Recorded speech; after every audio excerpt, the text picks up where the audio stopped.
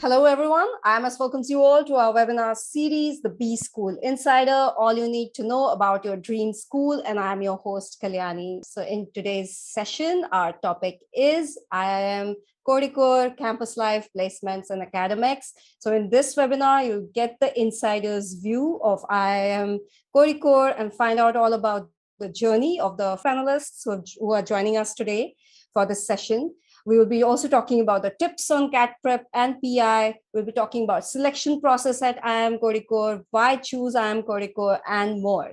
So let's welcome our speakers. We have Paritosh Sabnas. He's PGP 2023. We have Priyanka Bansal.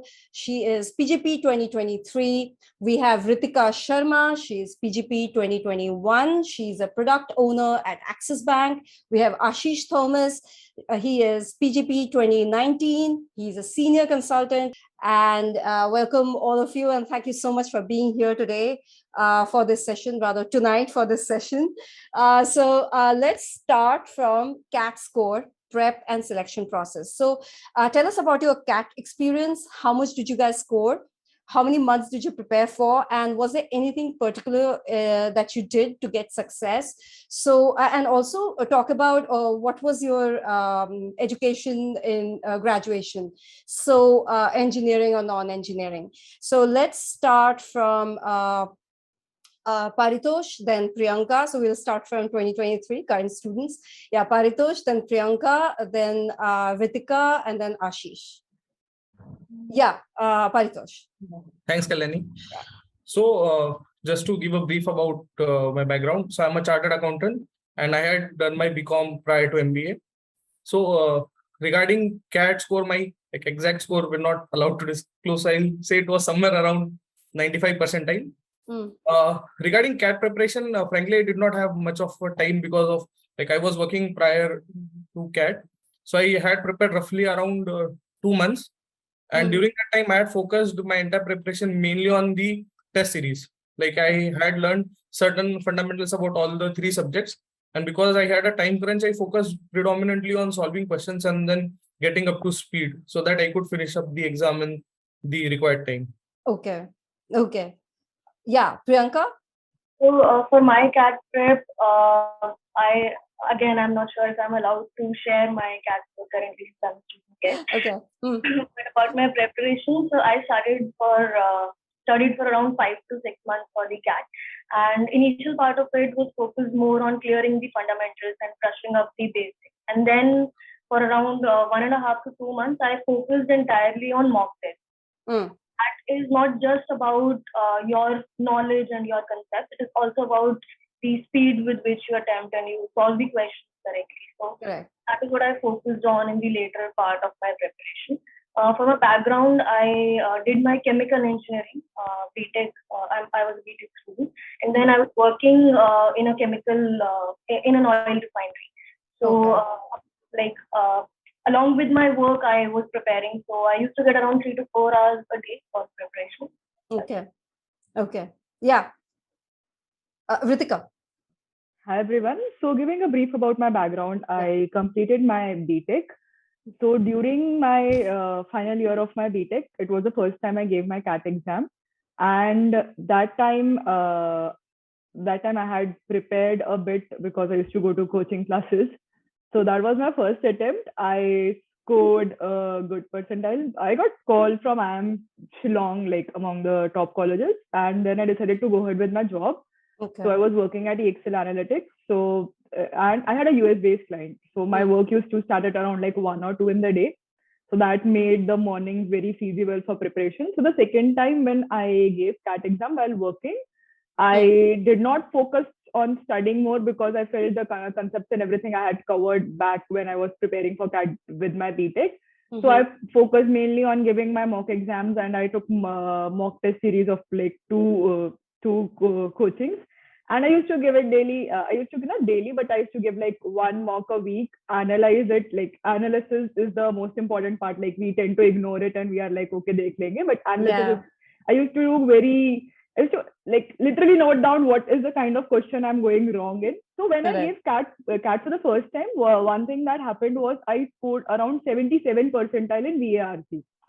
So though I had an overall good score, but I missed out on a lot of good colleges because of the VRC score being less than 80 percentile. Okay. So the next time I gave, I knew, okay, I have to focus on VRC because like I have to clear that. So my main focus was always VRC. I used to, like, what I used to do is, like, suppose what happens is while giving reading comprehension, I used to get confused. These are the two options which are very close. I'm not able to decide. So I used to like put down one option and I used to write another that this is the closest one I feel could have been. Then after the test, I analyzed, okay, like what made me choose that one, shortlist that one.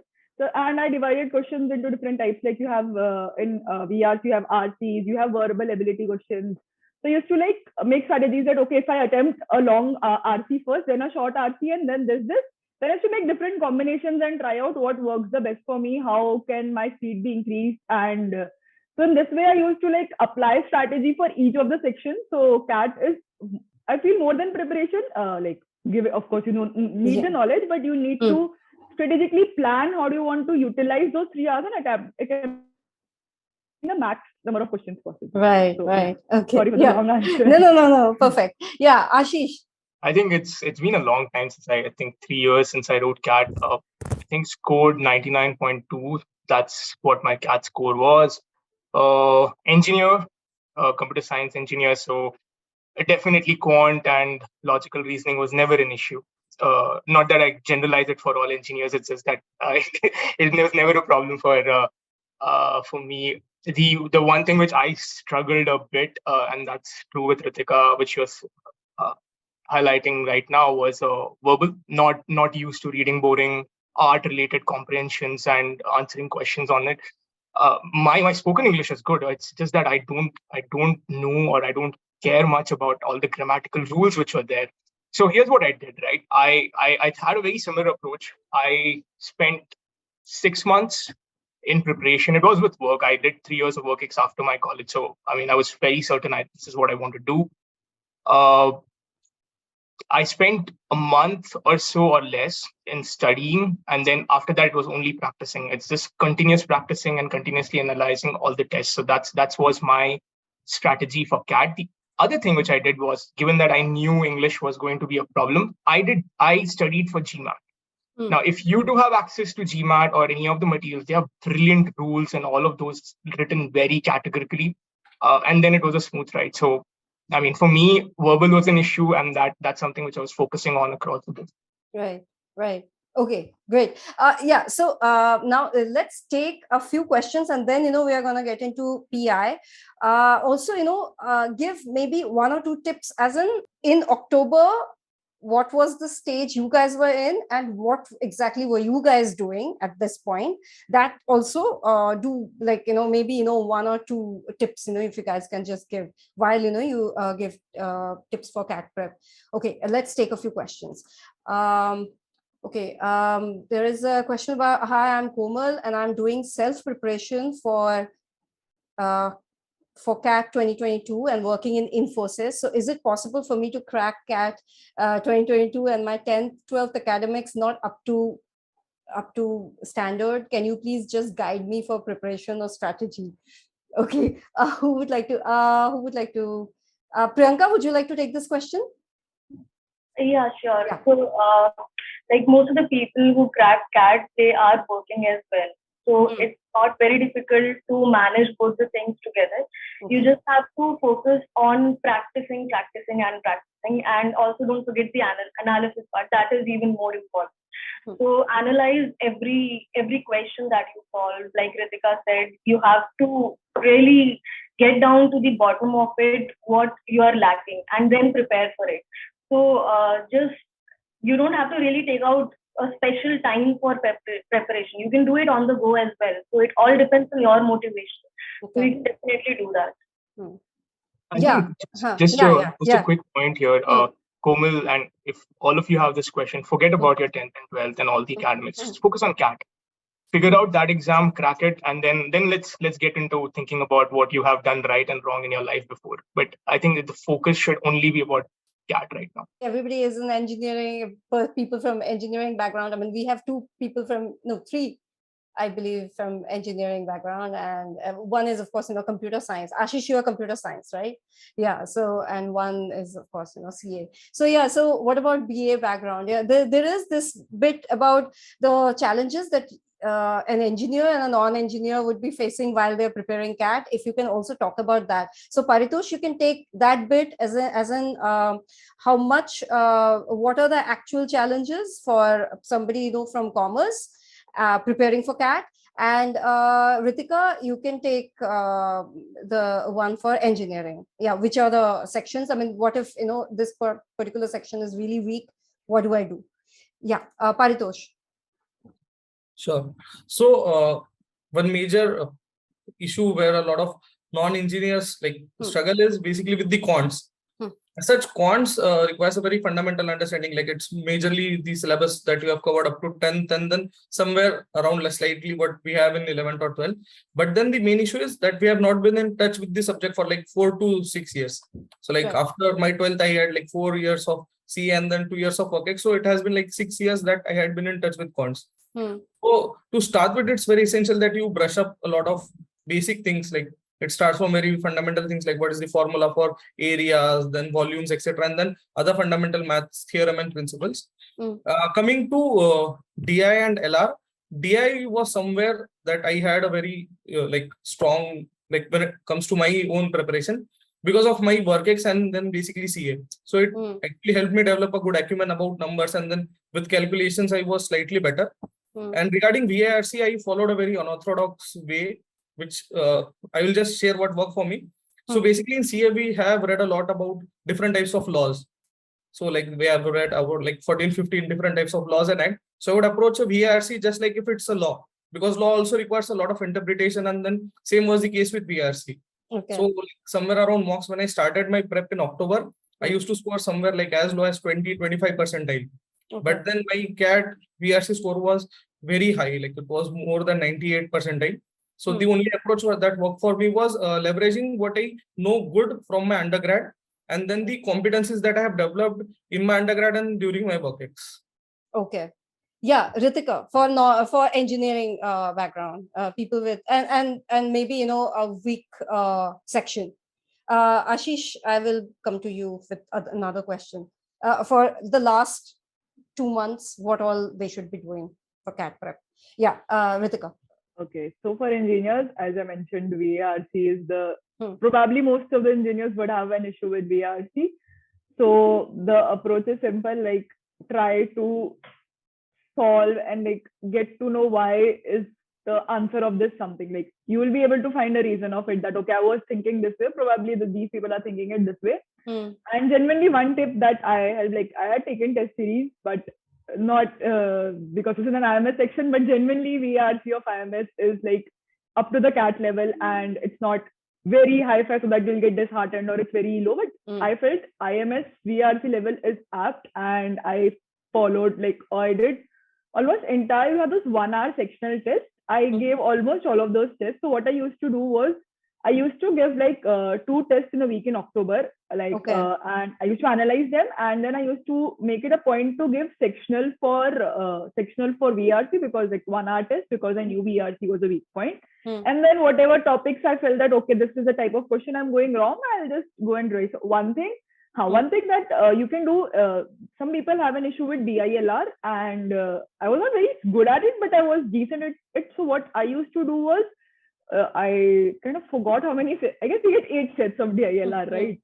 So out of that, few of the sets will be easy, and few of the sets will be tough. But even the sets that are tough, it will have 1 or 2 easy questions that will be easy to crack. You can solve it in some time. So one thing that you can do is don't get attached with any set that you're doing. So some people are okay, I've been wasting, I've done it for 10 minutes, yeah, I'll do it for 5 minutes more, I'll crack it, I'll crack all the 4 questions. It's okay if you're not able to crack all the 4 questions. If you're able to crack 2 also, it's well and fine. Move on to the next set, because it might be an easier one, right? So in DILR, what I have seen is just don't get attached to any set. Do as it comes and try to get the easier ones first.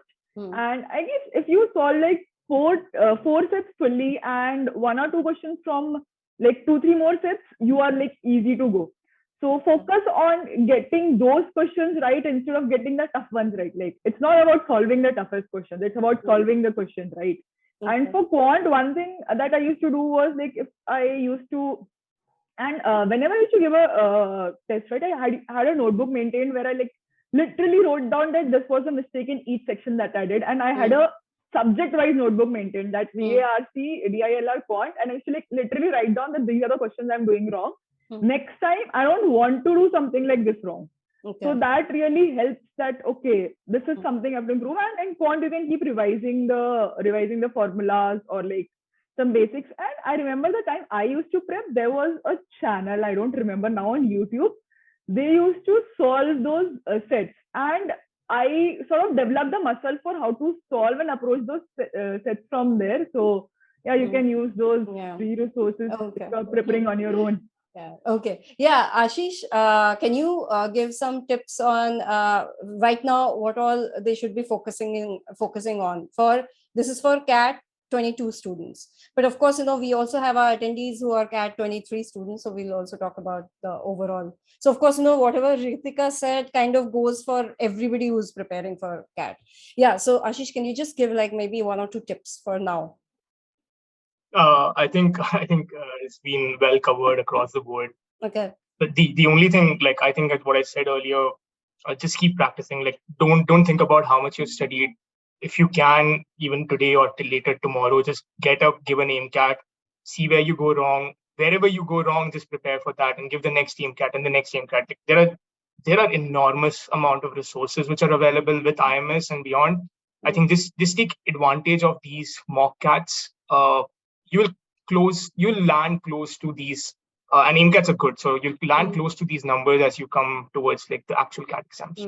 Okay, there's a question about, I have taken IMS classroom program and the syllabus in the class has finished, but I'm still lagging behind, especially on the geometry and probability parts. Still in mocks, I'm getting 98 percentile. Should I leave the remaining syllabus and focus on what I've learned so far, or should I go ahead and spend time on learning new things? Ashish, would you like to answer? I mean, CAT's unpredictable. I mean, you leave a topic, you have 5 questions coming out of it. It's a game over for you guys. Okay. I think it's great if you're getting those nice scores. I mean, it's great, but just invest that time. You have time. Invest in learning whatever is going wrong. Practice, like, if you're a full-time student, just go to these professors which are there, like, just talk to them, try to figure out, like, sit with them, right? And there's a lot of these crash courses which are also there, which happen. So participate on those, but make sure that you have some semblance of understanding of these topics. Where you're good at, you're definitely going to ace. But these, I mean, I'll be honest, like, a 99.2 and a 98.6 was a 1 question difference. Like, there's a bunch of students between, and 99.2 makes it to IMK, 98.6 made it to IIM Shillong. Like, we're friends. Like, literally 1 or 2 questions, right? Okay. So it's that small amount which differentiates people. So why take a risk? Just do the right thing. Correct. Okay. So one thing I would like to add. So I used to give mocks, and the scores, you will get good scores, you will get low, like, average scores, but I guess you should not focus on that. You should just focus on what are the kind of questions that are going wrong. And to be honest, one thing that happened was my actual CAT score was highest than any of the mocks that I scored in the last 2 months. So, so that is not an indicator of how it's going to go. Okay. Yeah. All right. Okay. Let's move to the next question. Let's talk about personal interviews. So can you guys talk about your PI experience and how exactly did you guys prepare? Any particular tips for PI for IIM Kozhikode? So Priyanka, you can first answer, then Paritosh, then Ashish, then Ritika. Yeah, Priyanka. So for the PI prep, you have to first make sure that you are updated with the current happenings of the world around you. Tell us about your experience also. Yeah, your experience. I was asked questions, all kinds of questions ranging from the latest news and my opinions on them, and also how my work experience has been. And So, and also some HR questions to know me as a person better. So all kinds of questions are asked by the panelists, but in reality, you are not expected to know everything that they ask. So they're not always looking for correct answers, but they're looking for the way you tackle the questions which you don't know as well. So you have to, first of all, be very genuine about your answers. If you don't know something, you can straight away say that I don't think I'll be able to answer it well, or maybe you don't know about it at that moment, but you'll try to find more about it later. So you have to be genuine about that, and they try to test you, whether you are able to handle the uncertainties well as well. So just prepare whatever you can, but don't stress a lot about it. Okay, Paritosh.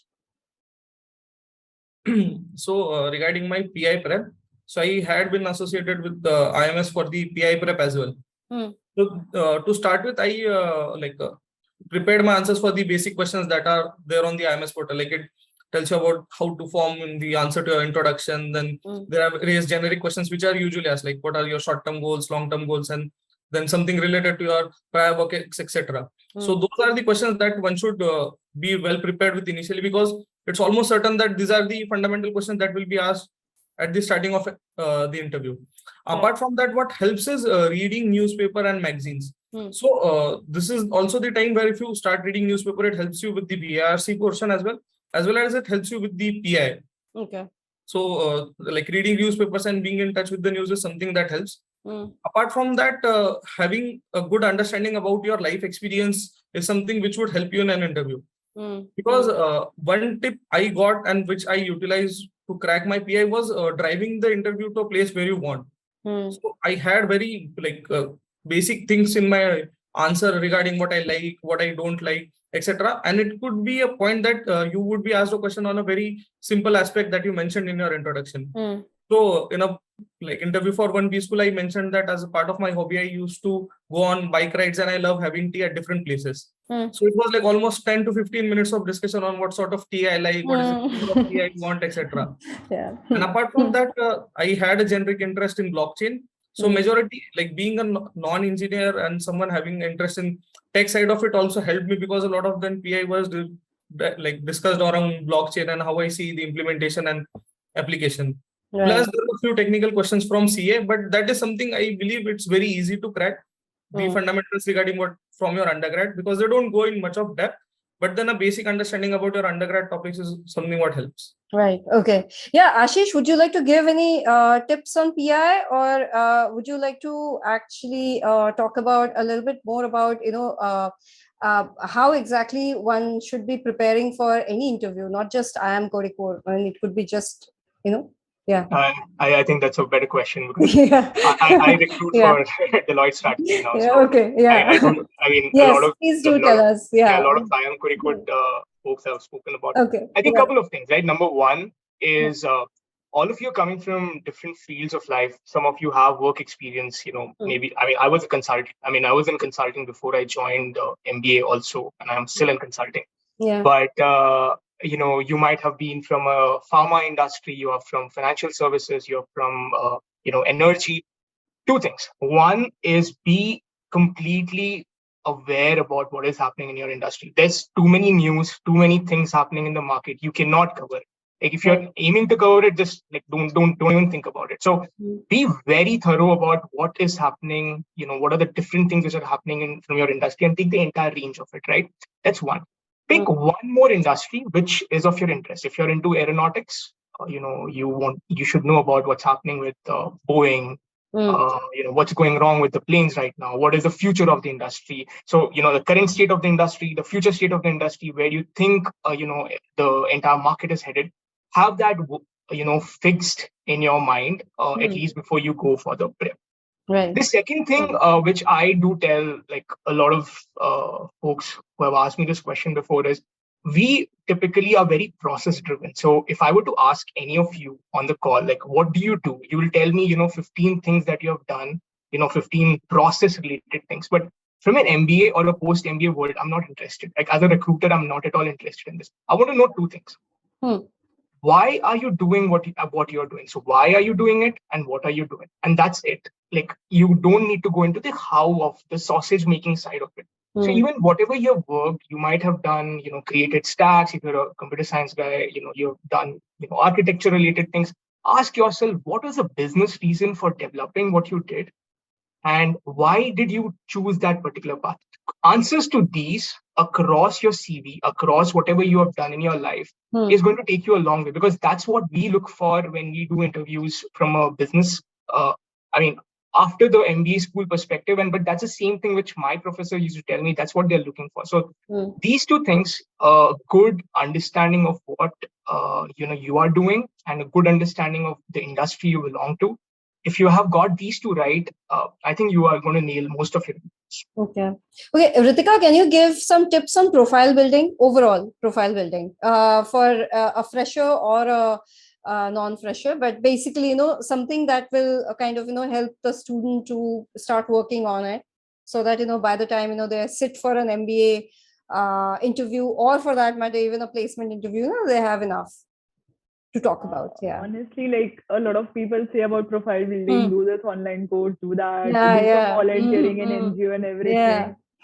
I mean, I'm not against that. Okay, if you want to do something of that sort, that's okay. But I really don't think so there's a much of a value add. The best thing you can do is like knowing yourself, as Ashish said, right? And one thing that I feel is, okay, interview a lot of candidates in a particular day, right? Why will they remember you? I mean, you should give them a compelling reason so that they can remember you, right? So the answer is art of storytelling. One thing you can do is like master the art of storytelling. Everyone loves stories.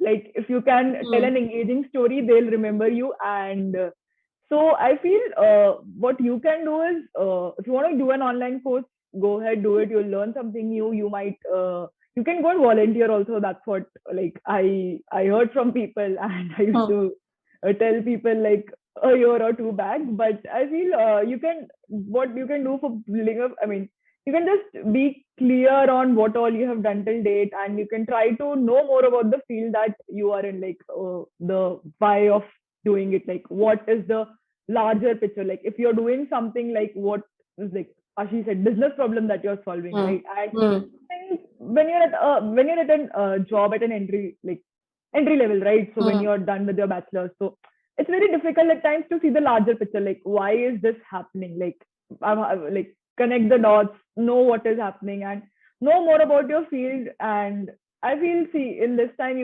it's better to focus on CAT preparation, and then after that, focus on knowing more and like acing the interviews. And I guess you should not going step by step, basically. Yeah, and you should not fret over profile building or something like that. Like, it's like whatever you have done till now is also good enough.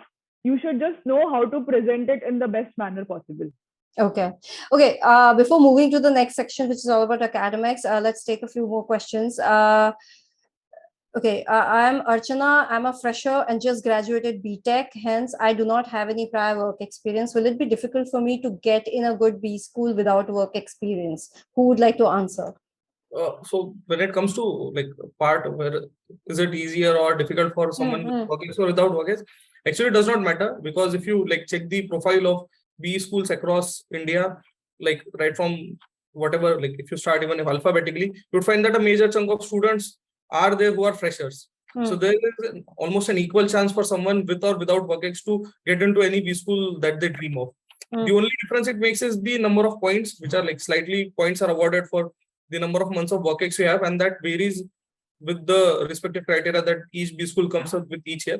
But then usually a significant number of students here at IIMK, or as far as it goes, any other B school are freshers also. Okay. Yeah. Okay. So let's talk about academics. So tell us something about the daily routines at, how do you guys balance study and having fun activities at IIMK, and also talk about the clubs and committees at IIM Kozhikode. So Paritosh and Priyanka, you guys can take this question and this section together. So yeah, Priyanka, you can start. Paritosh, you can answer about the committees and the clubs, and Priyanka, you can talk about like how do you guys exactly divide, I mean, how much of extracurricular activities are there, and what all, I mean, how difficult or how stressful it is the first year and then the second year and all that. Yeah, Priyanka. Yeah. So if you talk about study and fun activities, you will get time to do both these things. Don't worry about it. But you can expect the first year to be a little more hectic because you have to prepare for your internship process as well. And then you have compulsory courses and the courses which you might not be very comfortable studying. So you'll have all courses to give a basic understanding of all the domains that MBA has. So you might find it a little hectic in your first year, but still you can take out some time to enjoy the fun activities that you have. But in the second year, you will definitely be able to take out more time for the fun activities if you're interested in those. So the classes, so it depends on the electives as well. The second year is all about elective courses. There are no compulsory courses as well. So you can choose the courses which you are interested in, and that's how maybe in less time you'll be able to study those subjects. So that's how you spare some more time for fun activities, and so your classes will be over till like 6 or 7.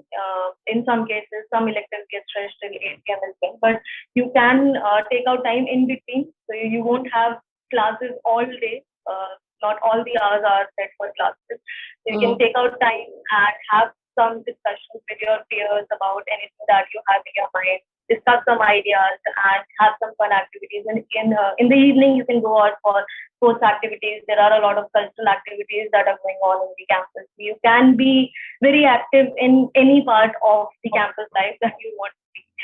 And about the clubs and committees, there are a lot of. Paritosh can answer. Paritosh should be answering the clubs and committees. Yeah, Paritosh. Yeah. All that fun is quote unquote fun. Let's just keep that. What do you mean by that?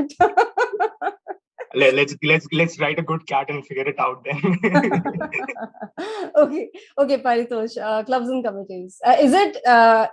Is it a compulsory bit that you have to be part of one club or one committee or something, or is it okay if you're not a member of anything?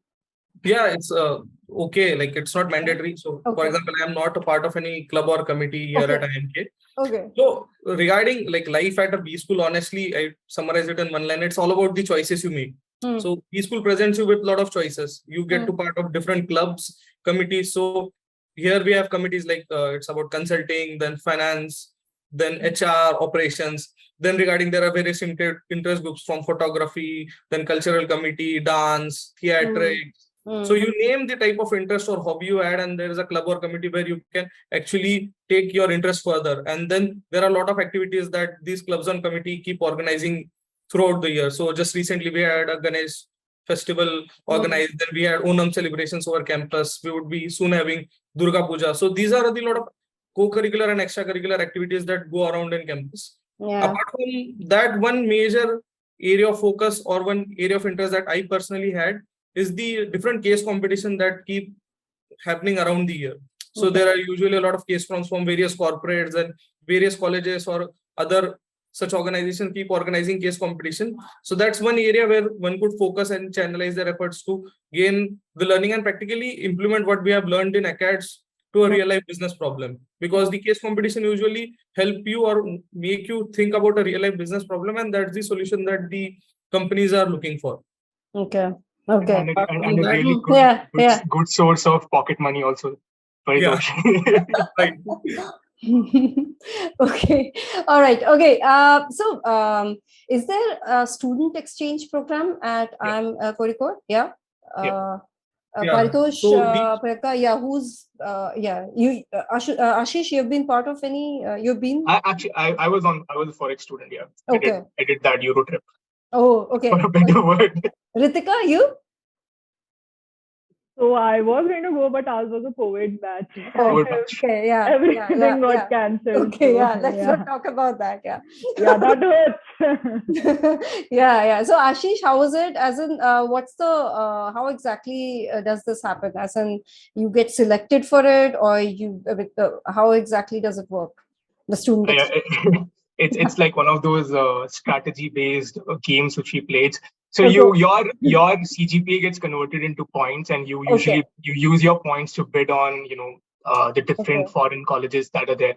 In my year, I think we had like 50, 60 colleges, which were as options. And usually these colleges would take anywhere between 1 to 4 students. So that used to be the intake for each of these colleges across Europe.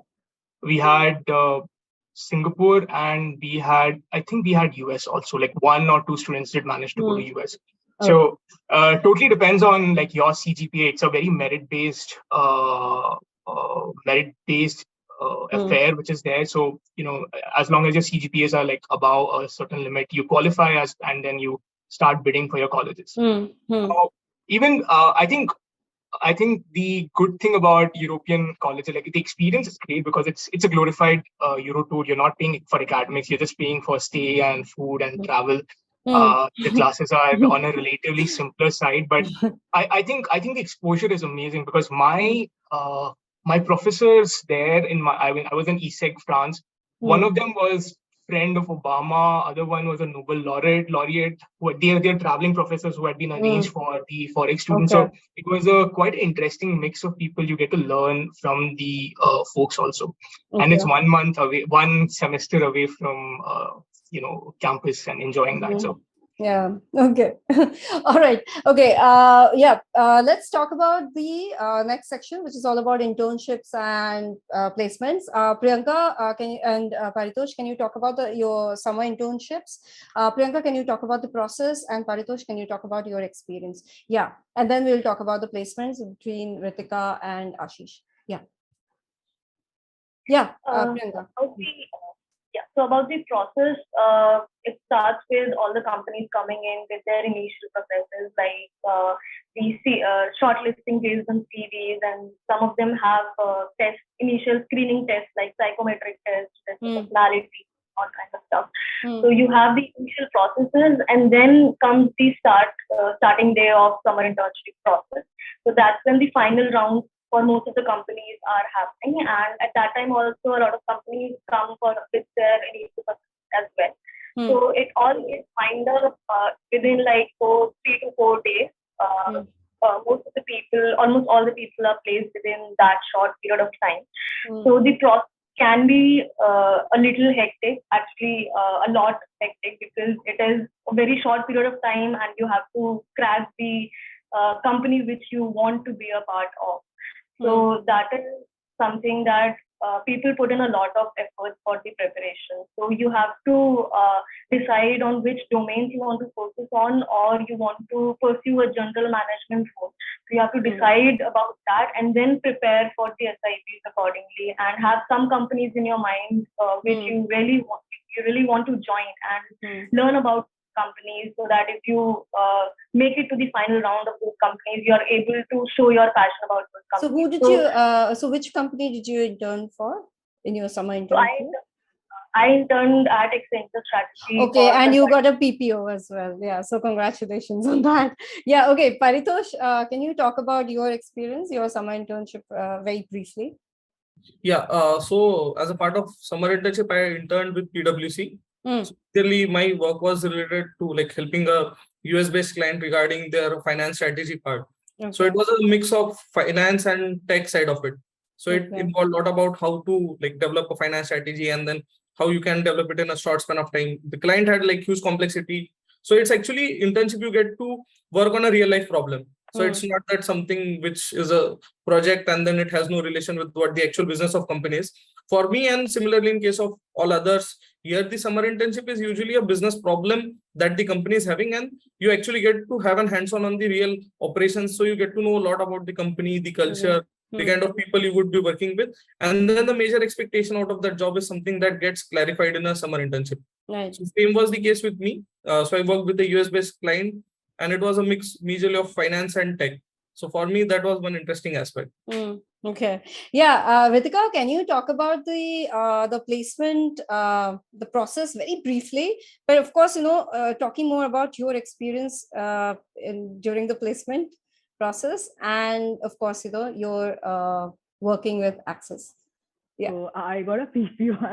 Okay. And So I had a PPO, and I'll talk about the placement process. Like a lot Yeah, of sure. my friends Yeah, very did it. briefly, yeah, you can talk Yeah, about. so there are two, like, it happens in two phases. So first is the lateral placement. So there's a cutoff divided basis the average work experience of the batch that people who have a slightly more work ex. So I guess in our year it was something around 13 months, at times it's 18 months. So people who have work ex greater than 13, 18 months are eligible, or whatever the number is that year, are eligible for lateral placements. And lateral placement companies come first, and others are eligible for the like final, as we call them. And for preparation, I would advise that firstly, going through your CV, like everything, like every line that you have written on your CV, you should know the story around it. Prepare a lot of HR questions also, because they do ask a lot of things about your strengths, weakness, and there are like so many HR questions that you'll be preparing just now also. Then there is subject. So if you know that okay, you want to get into consulting, then start like solve cases, because they're going to ask just cases in the interviews. Like at least for the starting 2-3 rounds, they'll be just asking cases. Many companies also give a case and then ask you for product management, right? So I remember my friend had it. So they were given a case and they were given like around 24 hours to submit a solution to it. Anyways, I feel placements are final. Like the laterals and finals are a bit easier because there are almost like 30% of the batch who has a PPO, right? Okay. These are the people who will help you. Like one thing that I cannot stress enough, like make good friends. These are the people like joining club, committee, everything is different. These are the people like you will keep them for lifetime. So make good friends. Like one of my friends, like she had her like 2-3 interviews and there was a lot to do, and like everyone helped her in preparing for her. Like I don't know, the case was given, right? So it is different for different kind of fields. For finance, I guess it's most of like knowledge based. Like I mean, I don't know a lot about finance, so that's more about the domain that you want to go in. The preparation varies according to that, but yeah, do a lot of domain preparation because the starting few rounds are going to be that only. Okay. Yeah, Ashish, can you talk about how exactly you landed up as a consultant at Deloitte? Yeah, and also a little bit about your placement experience. Okay. No, I was a summer placement. I got a PPO. Yeah. So but, everybody got a PPO, I guess. Yeah, Priyanka, Ritika, yeah, Ashish. Yeah, my batch was we were 300 kids and the 150, 160 folks had PPO. Like it was you had that batch, which was 2019, which was like a pre-pandemic. Yeah, pre-pandemic. You know, it's another time. Yeah, it's another time altogether. Yeah. I think from my experience, I remember I was eating pizza with Goldman Sachs folks. I was like lifted and taken to the Deloitte interviews, and I had a previous consulting experience. So you have those hot lists, blacklists, and everything. So I mean, I did get an offer on spot from Deloitte during the interview. Consulting interviews across the board, including, I mean, when I say consulting, even finance, you can include those, like being part of those. Usually have for consulting, you have a guesstimate round. Through your course, at least your time at IIM Kozhikode, you're going to solve a lot of guesstimates, counting number of coconuts on campus to, I mean, things everybody's smiling. Everybody's smiling. Okay. Right? The second one is going to be the case round. So whatever you are going to learn from a lot of these investment in your DILR today is going to help you out a lot. But again, the questions there are from business point of view. That's why I keep telling, I mean, as advising from the start, like, focus on why and what's rather than hows of life. And then, I mean, if you either get a placement on spot after that, or folks in my batch also had like a third round where you do elevator pitches and everything. Finance has a slightly different format where you have these lunches where you go to, and then from there you have a couple of straight rounds on hardcore financial questions and figuring out like whether your fitment is there with the broader financial services. Right. I think that's about it. So my experience had been like, it was a much simpler experience for me, but I mean, as people have talked about, like as you meet people, as you make friends, I think you'll be involved there. Like for 5 days, you're not sleeping. You're going to be there till everybody gets placed and gets signed out. It's an experience in itself. Priyanka, next question is for you. I have work experience of 28 months, but I resigned in June to prepare for CAT. Will this gap have negative effect? Am I getting selected during the PI and the GD? So for this, some people do resign from their job and focus entirely on CAT. So that won't negatively affect your interview only if you're able to defend yourself well and try to convince the panelists why you did that and how it helped you. Because you can say things like you really wanted to do an MBA and you wanted to focus entirely on it, and that's why you did it. So you have to convince them that you had a good reason to resign from your job and prepare solely focus on MBA. If someone is inclined towards HR, should they consider IIM Kozhikode? Who will answer? No, Okay. No, absolutely not. Okay. Yeah. We don't have a good representation of companies who come for. Okay. I mean, it's a good course. Professors are great, but XLRI. If you ask. Of course, yeah, XLRI. Yeah, I mean, of course, placements will matter, and good recruiters is it's important. Okay. What is the average sleep per day in B school? Yeah, Priyanka and Paritosh, you can answer. How many hours of sleep have you been having per semester wise? So, as I mentioned earlier, like it's all about the choices you make. Yeah. So, frankly, if you ask me, it's not because of like the hectic schedule or anything, but then I have been the guy who I usually sleep not more than 4 hours a day. Okay. So it's usually not just for ACADS, but apart from ACADS or the normal stuff you have, it's a huge campus. Okay, then you are not the right person to answer this question. Priyanka, do you sleep enough and are you getting enough sleep? So at times you'll get a very good sleep, at times you won't get to sleep, but as the saying goes, people never sleep. So to make the best out of it, if you sleep less, because you'll want to be involved in a lot of things, and for that you'll have to compromise somewhere. So it's again a choice that you make, but most of the people choose less sleep and more of campus life. Yeah. Okay, what is the one tip you would give to your junior you wish you would have done if you relive those 2 years? This is for Ritika and Ashish, because Priyanka and Paritosh, you have not completed your 2 years yet. Yeah, Ritika, Ashish. I think, now that you're working and you're stuck in that corporate life, but enjoying the most with your friends. I wish I could have made I had a lot of friends, but I wish I could have made more friends, because I don't regret anything as such. I did whatever I wanted to do case competitions. I did that. I wanted to know about different things. I don't regret anything, but I just want that time to come back, because that tension-free life. I feel like spending more time with your friends, right? Those years are not going to come back. You will look and be like, oh, good old days.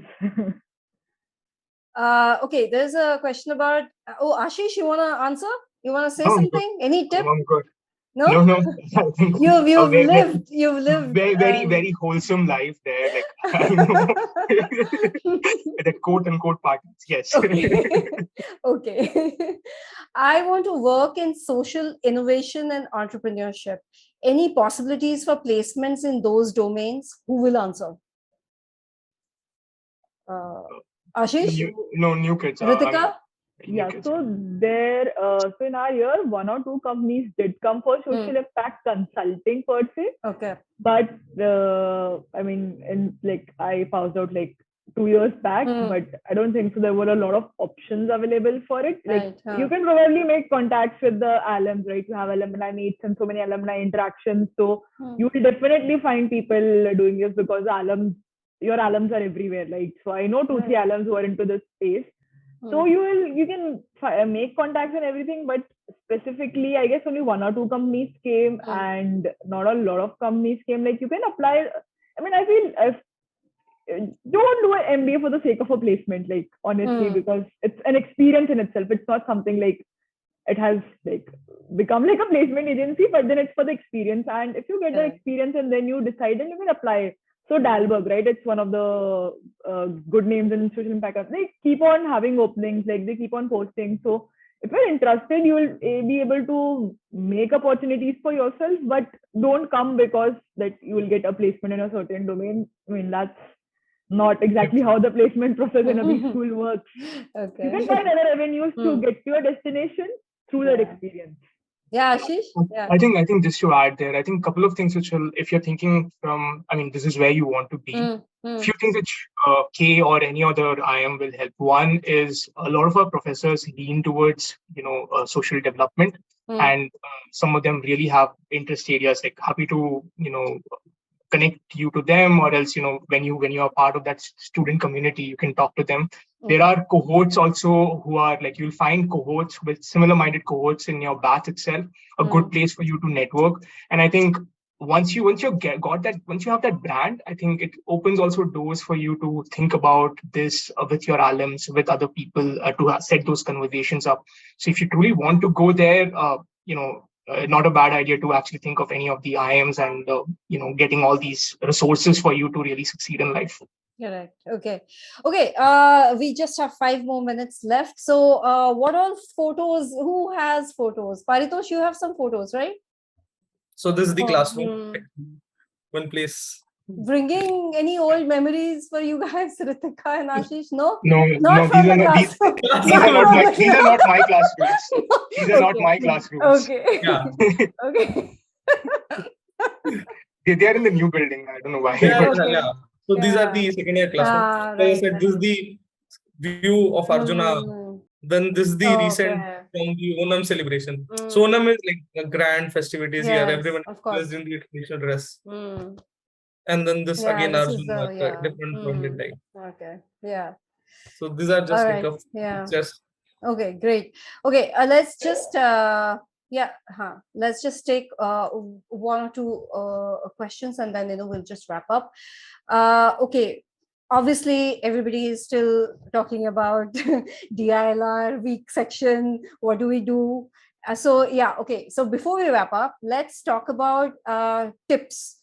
So maybe Ritika, you can talk about, you can start with the tips, maybe 1 or 2 tips on CAT prep, as well as on CAT prep overall, and what to do on the day of as in the last week. Okay, what to do on the last week of CAT. Okay, you can talk about that. Priyanka, you can probably think about what all, any tips on PI.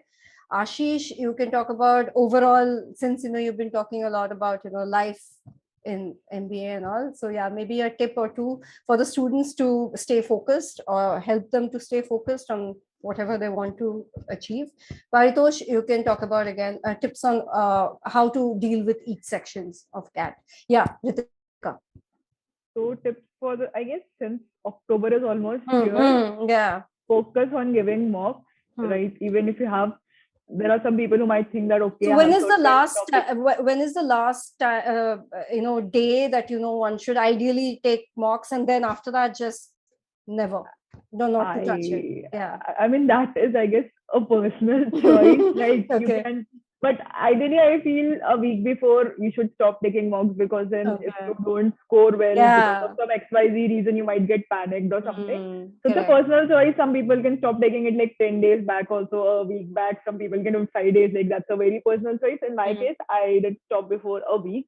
And so as I told, like I had a notebook of all my mistakes and everything, and I had a note, like I had made certain notes also. So revised that in that week, and genuinely like a day before an exam, I was just chilling. I was watching a movie, because I don't think so you can do anything at like CAT is not like a JEE exam that you can revise certain things more and you will like ace it. So I feel it's more like a strategy based exam. So I guess relax in the last 1 day at least, and in the last 1 week just revise everything.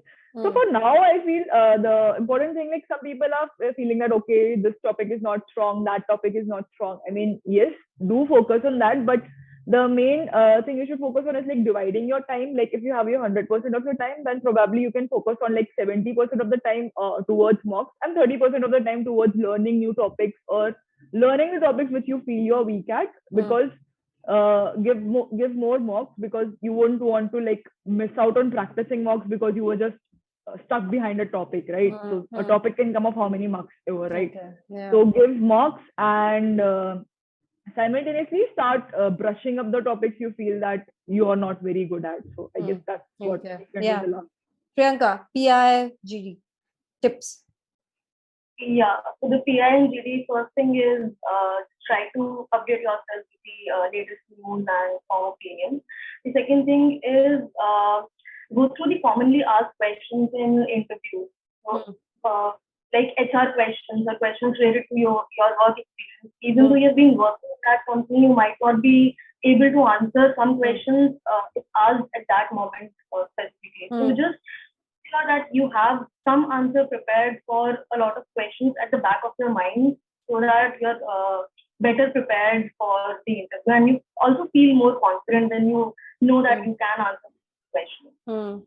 Okay, Ashish, you can answer something like for this question, as in if somebody has been completely focused on, say, certain one particular B school, and if they don't get it, how do they deal with it? And if they're getting another IIM, but not the one that they probably aimed for, how do they handle that?